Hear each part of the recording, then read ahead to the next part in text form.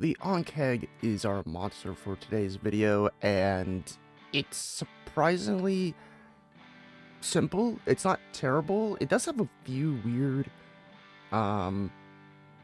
caveats to it.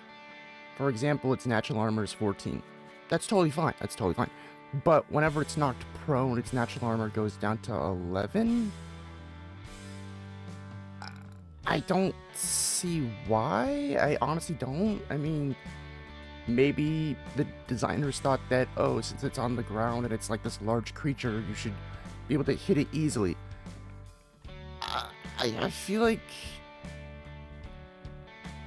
I don't think it's really necessary because you already have advantage on creatures that are knocked prone. So I don't really see the need for it.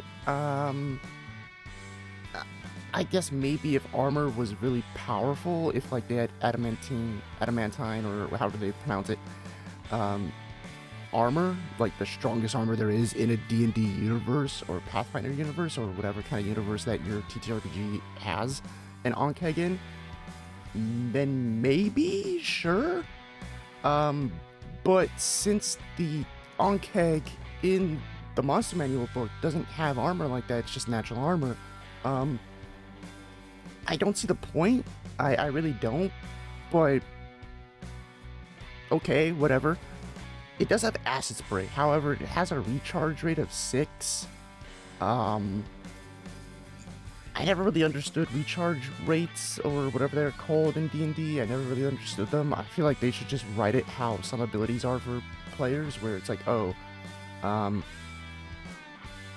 maybe like 6 times a day it could do this before, like, and then it just, that's it. Like 6 times a day it just does this. I don't know why you have to put parentheses recharge 6 or recharge 3. Like, I don't get it. It's not a legendary creature. I would be very shocked if it was determined a legendary creature and all it just had was an arm strike or bite and then acid spray. Like, I don't get it. Don't get me wrong, acid spray is really good. It's a good spell.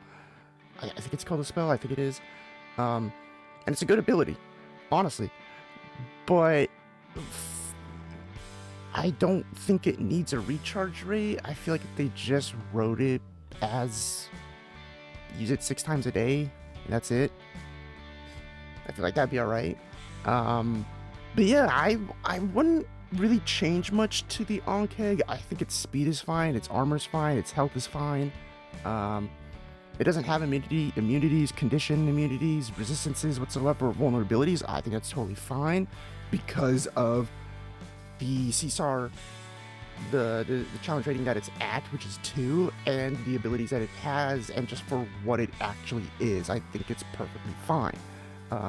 It's not claiming to be a legendary monster. It's not claiming to be like this imposing force of nature. Like, I feel like it's a good, monster to fight on your adventure. Kind of like how, those big worms that you fight in, Guild Wars 2 when you're traveling and such. If you start out in the Nords area, the snowy mountains and all that stuff. If you start out there, you see giant worms. I think you also see them in other places as well. But yeah, they're not that threatening. They're not that imposing. They're there just for there. Like, they're a good, normal spawned ad to fight. So I think that's what the Ankheg is. I think that's what it's meant to be. I kind of wish there were more monsters like that in this book, but they're not as simple and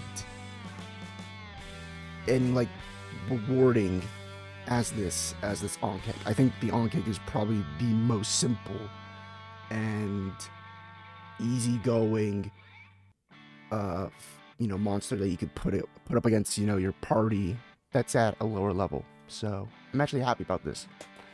Doesn't need anything else. If you have any comments or disagreements with this, I mean, I don't know if you do or not, but if you do, if you manage to have a disagreement or nothing or anything, let me know down in the comment section below, and I would love to read them.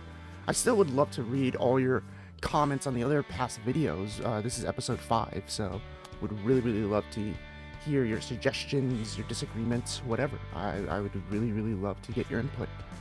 But that's it for this video. Fara Viking. Skål!